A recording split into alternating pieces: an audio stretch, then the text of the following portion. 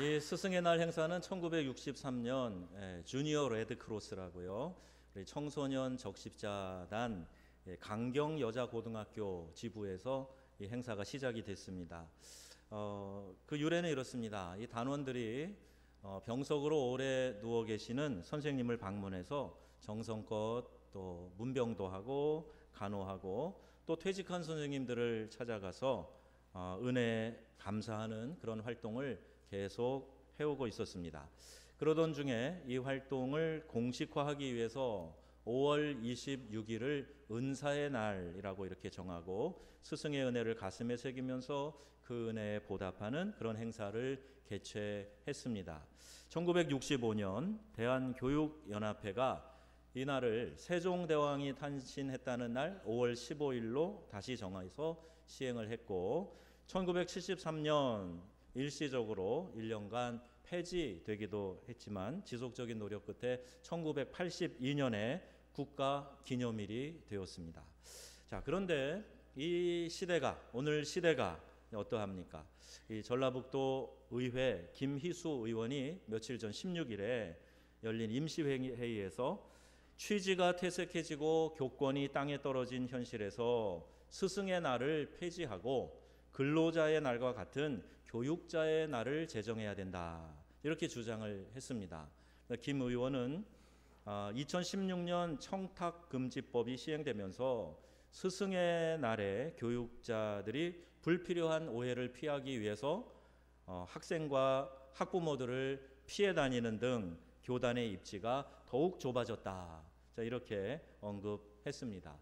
많이 공감이 가는 그런 이야기입니다. 옛날에는 군사부 일체라 그래서 선생님 그림자도 안 밟겠다. 자, 이렇게 하는 분들이 계시고 우리 스승을 존경하고 그랬는데 요새 특별히 공교육을 맡은 교사 선생님들이 참 교권이 땅에 떨어졌다는 말이 실감이 될 만한 그런 안타까운 현실의 모습이 있습니다. 스승의 은혜는 하늘 같아서 우러러 볼수록 높아만 지네 참되거라 바르거라 가르쳐 주신 스승은 마음의 어버이시라. 아는 분 같이 고마워라 스승의 사랑 보답하리 스승의 은혜. 스승의 날만 되면 우리가 이 노래 부르면서 스승의 은혜를 생각했었죠. 공교육을 맡은 교사들의 교권만이 아니라 영적인 스승인 목회자를 대하는 교인의 태도도 이전과 많이 달라졌습니다. 성경은 말씀을 가르치는 스승과 말씀을 배우고 따르는 제자의 관계를 분명하게 하고 있습니다. 엘리야와 엘리사 또 바울과 디모데의 관계도 영적인 사제 관계를 잘 드러내주고 있지요. 전문적인 일일수록 현장의 실습이 중요합니다. 생명을 다루는 의사, 의과대학에서 강의실에서 공부한 것만으로 안 되죠. 그래서 인턴의 과정을 통해서 또 레지던트 과정을 통해서 많은 실습을 하면서 전문인이 되는 거죠. 또 전투에 임하는 군인도 마찬가지입니다. 정밀 기계를 다루는 엔지니어, 영적인 일을 다루는 목회가 결코 이론으로 되어지지 않습니다. 배우고 익히고 훈련하고 적용하고 실습하고 그래야 전문 일을 감당할 수 있게 되는 거죠. 올해 교단에서 발행한 설교 핸드북에 있는 의미 있는 글들을 인용합니다. 여기에 보니까요, 가르치다라는 말은 갈다와 치다가 모여서 이루어진 단어, 합성어라는 거예요. 우리가 흔히 그냥 사용하는 가르친다라는 말, 영어의 teach라는 이 단어가 두 단어가 이렇게 합쳐졌다는 건데, 먼저 갈다라는 것은 분별해서 갈라놓는다, 그런 뜻을 가지고 있다는 겁니다. 땅을 갈다, 또 칼을 갈다, 자, 이럴 때 사용하는 같은 의미라는 거예요. 농사를 짓기 위해서 준비하는 것을 말합니다. 땅을 갈 때 농사 지려고 땅 가는 거 아닙니까? 또 치다라는 말은 가지를 치다에서 보듯이 필요 없는 것들을 잘라낸다, 그런 의미를 가지고 있어요. 불에 달구었던 쇠를 망치로 치듯이 두드리는 자극을 통해서 단단하게 만드는 과정을, 또는 소를 친다라는 표현에서처럼 잘 격려하고 먹여서 기르는 양육의 과정을 말하는 것입니다. 그러므로 가르친다라는 것은 분별할 줄 알도록, 목표에 도달할 수 있도록 때로는 두드리고 때로는 북돋아 주면서 그들의 삶에 참다운 의미를 발견하고 그것을 이루어 갈 수 있도록 도와주는 것, 이것을 가르친다, 이렇게 이야기하는 겁니다. 또 한자어로는 교육이라고 하는데, 가르칠 교자를 보면요, 효도 효자에다가 회초리를 들고 있는 그 상형 문자가 옆에 붙어 있는 거예요. 그러니까 효를 행하도록 회초리를 쳐서 가르친다는 그런 의미를 교자로 사용하고 있습니다. 잠언 20장 30절 말씀이에요. 매는 사람의 속에 깊이 들어가 악을 없애며 그랬어요. 매 맞는 게 유익한 겁니다. 잠언 13장 24절, 차마 종아리를 때리지 못하는 사람은 그 자식을 미워하는 것이라, 이렇게 말씀하고 있습니다. 스승의 역할은 바르게 세워주는 역할이에요. 따끔하게 가르쳐서 잘못된 버릇들을 끊어내고 고치고 바른 인격으로, 훌륭한 성품으로 잘 자라도록, 좋은 습관을 길러서 성장하도록 그렇게 가르쳐주는 역할입니다. 바르게 함을 목표로 교육을 주고, 그래서 때로는 책망하면서 좋은 사람을 만들어 가는 것이에요. 요즘 이런 선생님들이 다 사라졌어요. 따끔한 말을 할 수 없는 환경, 교육 환경이 되어진 겁니다. 이를 위해서 또 선생님은 먼저 본을 보여야 되죠. 본을 보여야 하는 것이 스승의 책임입니다. 옛날에 어느 서당의 훈장 선생님이 혀가 짧아서 바람풍자를 발음하는데 바담풍 이렇게 발음했다는 거 아닙니까? 근데 선생님이 그게 좀 미안하니까 거기 제자들에게, 나는 바담풍 해도 너네들은 똑바로 바담풍 해라 그랬더니 다 같이 바담풍 그랬다는 거 아니에요. 아무리 이야기를 해도 내가 보여주는 대로, 내가 들려주는 대로 그렇게 따라할 수밖에 없는 게 제자들이죠. 그러니 제자들을 우리가 양육하는 입장에 있는 사람들, 스승은, 리더는, 교회의 중직자는, 목회자는 모범을 보이는 사람이 돼야 되는 겁니다. 말로 가르치는 것이 아니라 여러분들에게 직접 보여주는 것, 이게 제자 훈련의 중요한 원리가 되는 것이지요. 교회 교육은 성경에 기록된 하나님의 말씀을 가르치는 것이 교회 교육입니다. 여러분 착각하면 안 돼요. 교회 아이들을 모아놓고 재미있게 해주는 거다. 어쨌든 주일날 딴 데 안 가고 교회 왔으니까 교회 교육을 잘하고 있는 거다. 아이들 숫자가 늘어나고 있는데 뭐 잘하고 있지? 아니요, 이거 착각입니다. 분명하게 아이들에게 성경을 가르치고 있는가, 그 말씀대로 아이들이 살고 있는가, 늘 아이들을 지켜보면서 관심 있게 모니터링하고 또 가르쳐주고 때로는 질책도 하고 세워주고 말씀 가운데 살게 하는가, 이것이 교회 교육의 관건이에요. 성경이 우리의 영적인 삶에 가장 중요한 지침이 되기 때문입니다. 디모데후서 3장 16절 17절 말씀에, 모든 성경은 하나님의 감동으로 된 것으로 교훈과 책망과 바르게 함과 의로 교육하기에 유익하니. 자, 그 다음 절 우리 다 같이 한번 읽어보겠습니다. 시작. 이는 하나님의 사람으로 온전하게 하며 모든 선한 일을 행할 능력을 갖추게 하려 함이라. 아멘. 성경 말씀을 우리가 배움으로 하나님이 우리 안에서 우리를 온전케 해주신다는 거예요. 어떤 면에서 더 온전케 해주시는가? 모든 선한 일을 할 수 있도록 삐뚤어진 것들을 바로잡아주고 굽어진 것 펴주고 더러워진 것 씻어주고 하시면서 우리를 옳은 길로 가도록 모든 선한 일을 할 능력을 갖추게 해주시는 것, 이게 하나님의 말씀이라는 거예요. 교회에서 하나님 말씀 가르치지 않으면 그 어떤 재미난 일이 있어도, 이 세상에 엔터테인먼트보다 더 신난 일들이 교회에 있어도 그 아무 유익이 없다는 말입니다. 여러분 말씀 잘 배우시기를 바랍니다. 말씀 잘 배워야 돼요. 말씀에 대한 지식이 풍성해야 됩니다.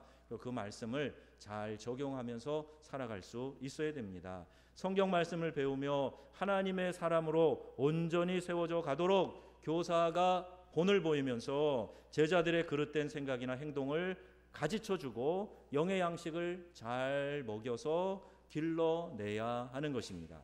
이러한 영적인 해산의 수고, 양육의 수고는 기도 없이는 될 수가 없어요. 여러분, 교회 안의 모든 일들, 영적인 일들은요, 내 능력으로 재능으로 하는 게 아닙니다. 기도하지 않으면 안 돼요. 오늘 일부 예배도 찬양 인도하는 우리 멋진 청년들이 있어요. 재능이 있습니다. 기타도 잘 치고 노래도 잘하고 아주 멋져요. 그러나 기도 안 하면 그 찬양의 역사가 일어나지 않는 거예요. 설교도 마찬가지입니다. 전도도 마찬가지입니다. 교회에서 하는 모든 사역 활동도 마찬가지예요. 기도가 뒷받침되어 있지 않으면 이 영적인 일들은 승리로운 일로 결론 지어지지 않는다는 겁니다. 그래서 기도를 강조하는 거고, 기도의 자리에 교회 리더들이, 내가 책임 있다고 생각하는 사람들이 다 나와서 함께 기도하고 기도의 사명을 감당해야 돼요. 사무엘 선지를 통해서 기도 쉬는 죄라는 표현까지 우리가 알고 있어요. 기도 쉬는 거 아닙니다. 기도는 최선을 다해서 우리가 하나님 앞에서 감당해야 될 영적인 활력, 에너지를 만들어내는 아주 중요한 사역인 것이지요. 말을 잘하고 재미있고 친절하게 해서 내가 아이들에게 인기 있는 교사가 되는 게 다가 아니에요. 그 영혼을 붙들고 씨름하며 기도로 하나님께 간구해서 어떻게 해서든지 영적으로 아이들이 성장할 수 있도록 그렇게 도와야 됩니다. 우리 교단에서는 BCM이라고 우리 교회학교 교육의 커리큘럼을 완전히 다 바꾼 일이 있어요. 그 Body of Christ Ministry라 그래서 예수 그리스도의 몸을 이루는 사역이다. 이런 의미의 BCM이라고 이름을 붙인 겁니다. 어린이들을 목회의 대상으로 생각하고 그들을 교회의 일원으로, 우리 그리스도의 몸이 교회잖아요. 이 교회의 한 지체로 아이들을 생각한다는 거예요. 단순히 교육만 시킬 교육의 대상이 아니라 우리 몸의 구성원으로 생각하고 그들을 목회하라 하는 겁니다. 여러분, 이 교육을 하는 데 있어서 우리가 넘어야 될 장애물이 있습니다.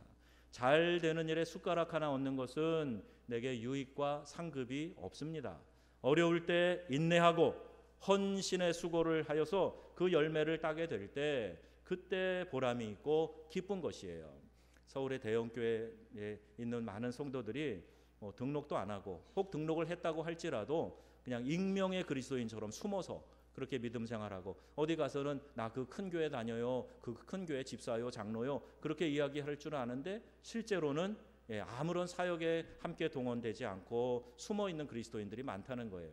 그냥 잘 되는 곳에 내가 숟가락 하나 얹겠다, 이거는 하나님이 기뻐하시지 않는 일입니다. 어려울 때 이렇게 인내하고 헌신해야 그 열매를 함께 나눌 수 있게 되는 것이고 그 상급을 함께 나누는 거예요. 오늘 본문 9절에 말씀의 결론처럼 나오는 것이 있는데, 선을 행하되 낙심하지 말지니 때가 이르면 포기하지 않으면 거두리라, 이렇게 말씀하고 계세요. 교사들이 어린 학생들을, 청소년들을 위해서 땀과 눈물로 수고하고 목양을 하는 것은 선을 행하는 일입니다.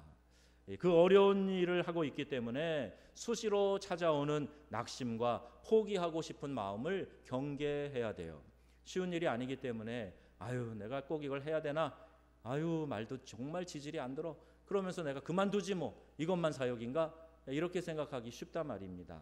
낙심이 왜 찾아옵니까? 어떤 때 포기하게 됩니까? 실망스러운 일이 계속 찾아오면 낙심하게 되어 있어요.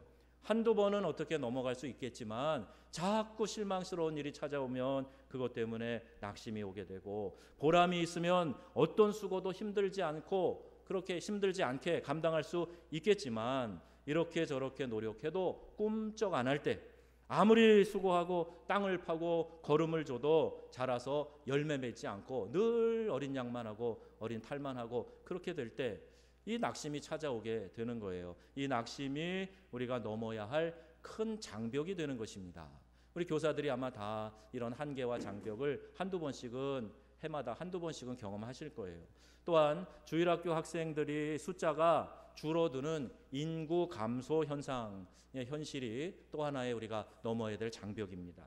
작년에 한국에서 제일 큰 교단이라고 하는 장로교 통합 측의 총회 보고서에 따르면 지난 10년 사이에 유초등부, 소년부 아이들이 평균 41%가 감소됐다는 거예요. 학령 인구의 감소율을 보면 초등학교의 경우 25.6%인데 이보다 15.5%가 교회 학교가 더 줄어버린 거예요. 밖에 학교보다 더 많이 줄어들었다는 거예요. 중고등부도 10년 사이에 34.7% 감소했습니다. 우리 교회 젊은 새가족들이 늘면서 교회 학교 어린이들이 늘어나는 것으로 만족해서는 안 됩니다. 어린이 교회, 청소년 교회로 인식하고 스스로 전도하고 훈련하고 가르쳐서 세우는 일에 최선을 다하지 않으면 우리는 이 위기 상황을 돌파할 수 없게 되는 것입니다. 목회와 신학 5호로에 실린 장신대 박상진 교수님에 따르면 담임 목사가 교회 학교에 무관심한 것은 아니지만 그것을 목회의 핵심 사역으로 인식하지 못했다. 이렇게 분석을 했어요. 참 공감이 되는 이야기입니다. 목회자들이 대부분은요, 교회 학교 교육 중요하다, 어린이 교육 중요하다, 청소년들 잘 돌봐야 된다, 그런 마음 다 있지요. 없으면 오히려 이상할 겁니다. 그런데 진작 그 아이들을 내 목회 대상으로 담임 목사가 생각하지 않고 그냥 맡겨만 놓고 알아서 하겠지, 이렇게 하는 일이 대반사였다는 거예요. 그런 의미에서 우리 교단의 BCM 교육은 선각적인 대처였다고 이렇게 볼 수가 있는 거죠. 여러분, 우리가 인생에서 어떤 사람을 만나느냐 대단히 중요한 겁니다. 내 인생을 바꿀 수 있는 한 사람 한 명 잘 만나면 내 인생이 완전히 바뀌는 그런 역사가 있게 되는 거예요.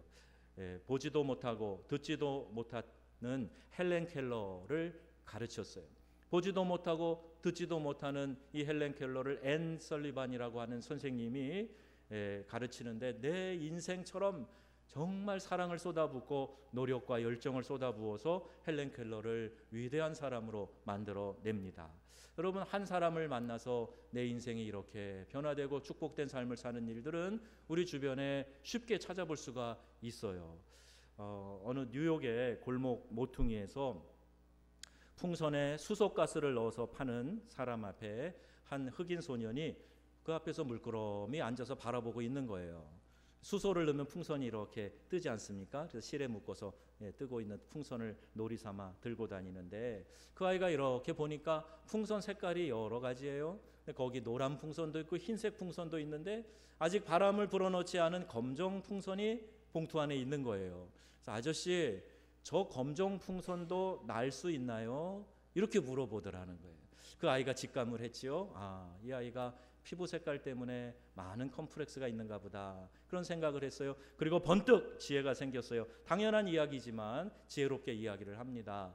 얘야, 풍선의 색깔에 문제가 있는 게 아니야. 풍선의 색깔이 중요하지 않단다. 중요한 건 뭐냐 하면 그 속에 들어있는 거지. 수소가스가 들어가면 이 풍선은 색깔에 관계없이 다 뜨게 된단다. 이렇게 설명을 해줬어요. 여러분, 이 풍선의 수소는 하나님이 우리 안에 불어넣어 주시는 소망입니다. 하나님이 우리 안에 희망을 불어넣어 주시는 거예요. 그래서 내게 능력 주시는 자 안에서 내가 모든 것을 할 수 있느니라. 사도 바울은 이렇게 고백하고 있어요. 내 지금 형편이 어떻든지 내 외모가 어떻든지 그것 상관없이 하나님이 내 안에 소망을 불어넣어 주시고 내 안에 능력을 불어넣어 주시면 그 하나님의 뜻 가운데 모든 일을 할 수 있다는 고백입니다. 여러분 안에 이와 같은 고백이 믿음으로 있어지기를 주 예수님의 이름으로 축원합니다. 또 하나의 장벽이 있어요. 훈련되지 않은 교사가 장벽입니다. 여러분, 내가 일을 맡아놓고 일을 하지 않으면 그게 장벽이 될 수 있다는 걸 알아야 돼요. 바리새인과 서기관들이 그런 책망을 주님께로부터 받았습니다. 너희가 그 사명을 받아놓고 너희도 천국에 들어가지 않고 다른 사람도 천국에 못 들어가게 하고 있다. 이런 책망을 받은 거예요. 하나의 장벽이 되는 교사들의 자질 문제가 있어요. 일주일에 한 번 아이들 얼굴 보고 기도해주고 공과 가르치는 것으로 신앙 교육이 다 되지 않습니다. 한번 생각해 보세요. 제가 목회를 하는 제가요, 여러분들을 위해서 주일에 한번 얼굴 보는 것으로 나는 목회적 책임을 다했다, 이렇게 혹시 생각한다면 이건 정당하지 않아, 옳지 않은 이야기입니다. 평일날도 늘 생각하고 여러분들의 아픔이나 기쁨을 함께 나누고, 그래서 기쁨이 있을 때 나도 괜히 좋아요, 기뻐요. 어려움을 당하시고 아프시고 문제 사고 생기면 저도 마음이 늘 가라앉고 힘들어요. 이게 연동이 되어 있어 그러죠. 이게 목회하는 거예요. 반대로 여러분이 거꾸로 우리 목사님은 주일날 한번 얼굴 보는 것으로 끝, 그것으로 여러분 만족하십니까? 아니요. 그걸 절대 그것으로 만족되지 않습니다. 영적인 관계가 이어져야 되고 끊임없이 서로 교류가 되어져야, 그래야 내 안에 충만함이 생기게 되는 거예요. 교사들도 마찬가지입니다. 맡은 학생들을 그리스도의 제자로 키워내는 책임을 다해야 되는 겁니다. 앞으로 우리 교회 교사 교육 강화할 겁니다. 훈련받고 이 사역을 소명으로 받아들인 사람들이 교사로 세워져야 됩니다. 주중에도 아이들을 관심을 갖고 기도하고, 또 이 아이들이 잘 자라고 있는가, 믿음 생활하고 있는가, 말씀 지켜 살고 있는가 연락도 해보고 문자라도 보내고, 이런 관심을 가지고 아이들을 양육해서 그리스도의 제자로 키워내는 그런 교사들이 돼야 됩니다. 우리 교회 교사들 참 훌륭한 좋은 분들이 교사의 사명을 맡고 있어요. 여러분들이 격려 받으시고 더 용기 충만하셔서 이 일을 끝까지 잘 감당하시기를 주 예수님의 이름으로 축복합니다. 그런 선생님들을 위해서 6절 말씀을 가르치는 자와 모든 좋은 것을 함께하라, 성경이 이렇게 말씀하고 있는 거예요. 근데 여러분, 여기 함께라는 말에 사용된 단어가 코이노니아입니다. 즉 좋은 것을 서로 나누는 영적인 교제를 의미하는 거예요. 과거에 이 본문이 목회자를 물질로 잘 섬기라는 것으로 강조되었다면 그것은 잘못된 해석입니다.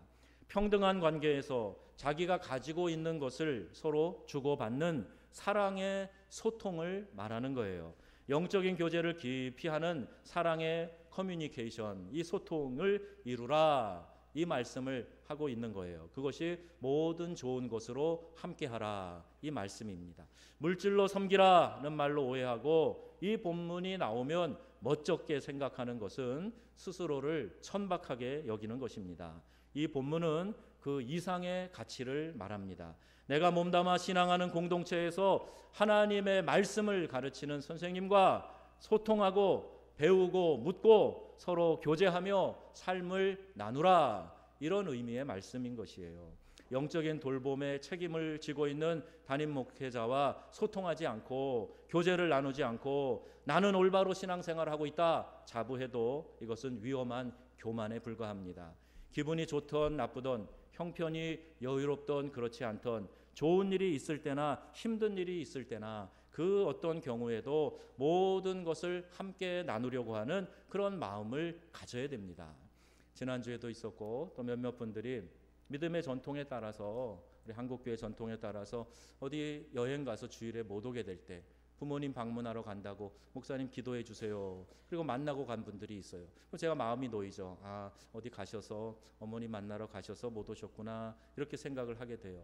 그런데 아파도 말 안 하고 몇 주씩 빠지면서도 연락 한 번 안 하고 상대방이 알아주기를 바라고 있는 것은 원활한 소통을 방해하는 겁니다.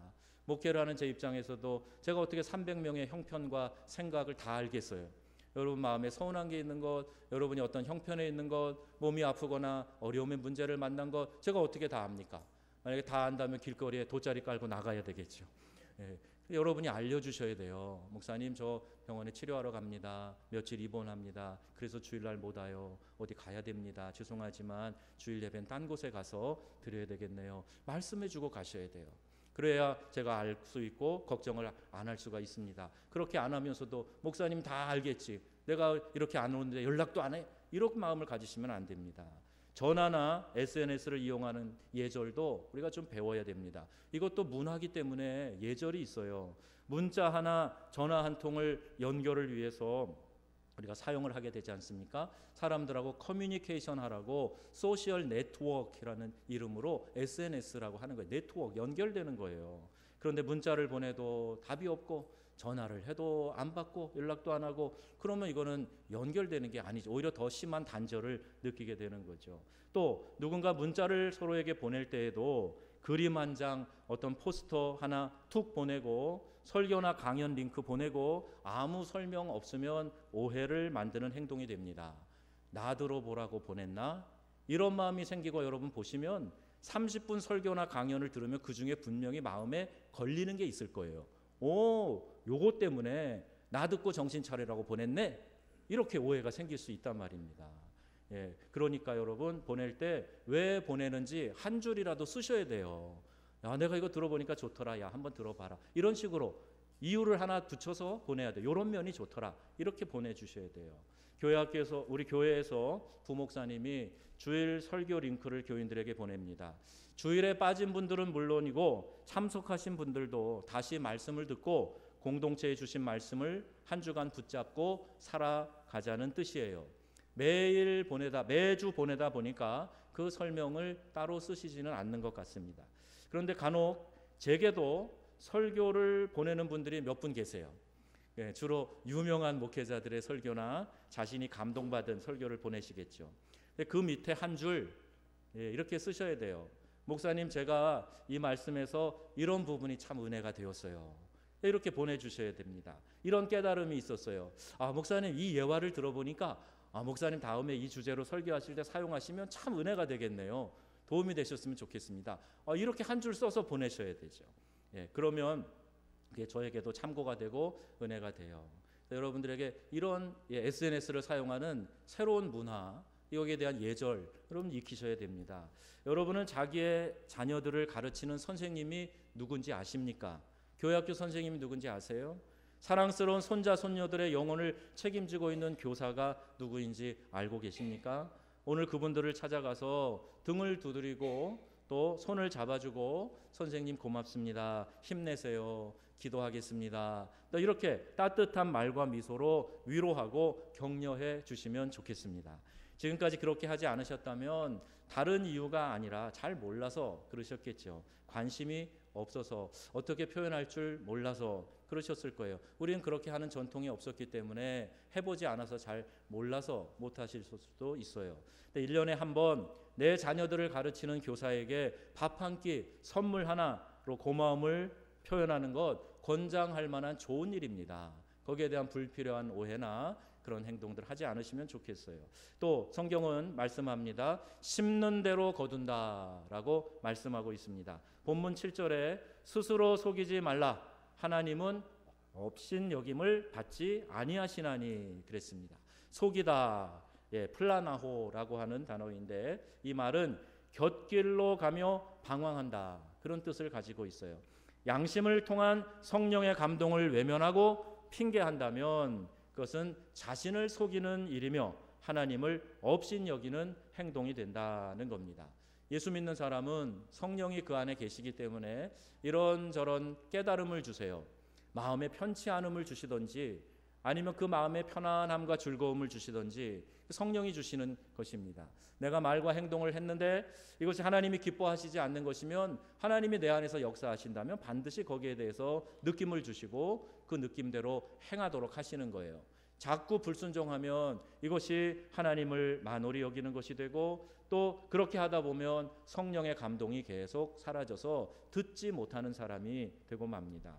여러분 착각하지 마세요. 하나님이 다 보고 계십니다. 양심을 속이지 마세요. 이렇게 지금 바울이 이 부분에 대해서 설명하고 있는 거예요. 이게 또 다른 번역을 제가 말씀드린 겁니다. 육체를 따르면 육체로부터 썩어질 것을 거두고 성령을 따라 살아가면 영생을 얻는다. 성경이 이렇게 오늘 말씀하고 있습니다. 이 원리를 농사의 원리로 설명하고 있어요. 첫째는 무엇을 심든지 심는 종류대로 거둔다는 거예요. 콩 심은 데는 콩이 나고 팥 심은 데는 어떻게 아셨어요? 우리 조상들도 다 아는 거 아닙니까? 그러니까 그 지혜가 있어요. 심은 대로 거둔다. 성경도 말씀합니다. 내가 심는 것을 걷게 되어 있어요. 또 하나는요. 성경의 이 수학의 원리를 보면 심는 것 그대로 걷는 것이 아니고 더 걷는다는 거예요. 그래서 하나 심었어도 30배, 60배, 100배의 결실을 맺게 된다 하는 겁니다. 예, 벼 하나를 심어가지고 거기서 하나를 거둘 거면 뭐로 심어요? 수없이 많이 열리니까 그 씨를 하나 심는 거 아닙니까? 한 알의 밀알이 썩어지면 거기서 많은 생명이 나오는 것과 마찬가지이죠. 그래서 우리가 정말 힘들게 수고하여도 그렇게 심은 것이 결국 자라서 심은 대로 거두지만 많이 거두게 된다. 풍성하게 거두게 된다. 이 말씀의 원리예요. 여러분 선한 것을 심으셔서 선한 열매를 많이 거두시기를 주 예수님의 이름으로 축원합니다. 스승의 날을 맞아서 고마운 마음을 표현하기 어려운 이 시대에 선생님을 사랑하고 존경하는 마음으로 스승의 은혜에 보답하기 위해 만든 재밌는 이벤트들이 있어서 제가 소개합니다. 두 학교에서 있었던 일인데요. 한 중학교에서 학생들이 선생님께 드리는 상장을 전달했어요. 상장. 아니, 상장은 보통 선생님이 학생을 줘야 되는데 학생들이 선생님에게 드린 거예요. 그 첫 번째 상장은 이겁니다. 볼수록 매력상. 이 상장 이런 내용이 적혀 있어요. 상장에 학생들에게 때론 귀엽고 때론 시크한 매력으로 항상 재미를 주시며 우리들을 사랑하시고 아껴주시기에 이 상장을 드립니다. 그렇게 써가지고 드렸어요. 어떠세요? 재치가 있지요? 예, 그런 거 하면 어느 고등학교에는 그라지아 상이 있어요. 그라지아. 수업 시간에 말끝마다 그라지아 하면서 어려운 물리를 가르치는 선생님인데 그 딱딱한 공식과 어려운 그 물리 이론들을 설명하면서 아주 자상하게 하나씩 꼼꼼하게 이해되도록 말씀하시면서 물어보는 거예요. 그라지아 전라북도 출신이신가요? 네. 그렇게 해서 상장을 드리면서 이 어려운 과목인 물리를 꼼꼼하게 이해시켜 주심에 감사하며 이 상장을 드립니다. 그라지아 상. 그렇게 보냈다는 거예요. 또 나이가 들었지만 미혼인 남자 선생님에게 교직원 및 학생 모두가 한 마음으로 좋은 곳에 장가가시기를 소망함으로 이 상장을 수여함. 장가가상. 이것을 선생님에게 드렸어요. 어떠세요, 여러분? 그 생각만 해도 마음이 훈훈하지 않습니까? 상장이 돈이 됩니까? 그 상장이 무슨 큰 명예입니까? 아니에요. 그런데 내가 가르치는 제자들이 이렇게 마음을 써주고 있구나. 이렇게 생각하고 있구나. 고마워하고 있구나. 이것만으로도 선생님은 만족하는 거죠. 그걸로 기뻐하는 거죠. 형식을 갖추었어도 그 형식이 요란 뻑적해도 마음이 없으면 아무것도 아니에요. 마음이 없으면 아무 감동도 일어나지 않습니다. 선생된 분들은 그 역할과 사명의 소중함을 알아서 영혼을 붙들고 씨름하고 기도하는 최선의 수고를 아끼지 마시기를 바랍니다. 하나님이 그걸 보고 계시는 거예요.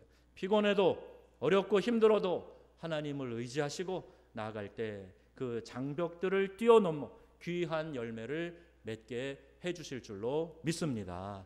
또 가르침을 받는 분들은 사랑의 마음으로 교제하고 스승에 대한 감사를 용기 내어 표현할 수 있기를 격려합니다.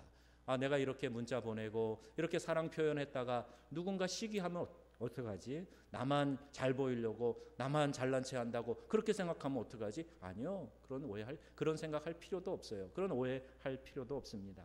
내가 마음에 느끼는 대로 감동이 되는 대로 하나님이 우리에게 이렇게 명하셨으니까 그렇게 순종하는 거예요. 그게 믿음의 행보입니다. 말씀을 가르치는 이들과 좋은 것을 함께 나누는 일에 게으르지 말고 핑계하지 않으면서 하나님 앞에 정직하게 살아가면 우리의 미래 자녀들과 함께 아름답고 풍성한 열매를 맺게 될 것입니다. 다시 한번 말씀드립니다. 모든 좋은 것은 여러분의 삶의 모든 것들을 교제로 소통하라는 말씀이에요. 함께 마음을 나누라, 교제하라, 교류하라, 소통하라 이 말씀이에요. 하나님의 은혜가 더욱 풍성하게 여러분의 삶에 가족 위에 임하셔서 이번 한 달 은혜 안에 감사를 생각하고 은혜를 생각하고 그래서 여러분 마음이 훈훈해지고 따뜻해지고 그리고 미소와 기쁨으로 충만한 이 복된 한 달 되시기를 주 예수님의 이름으로 축원합니다. 아멘.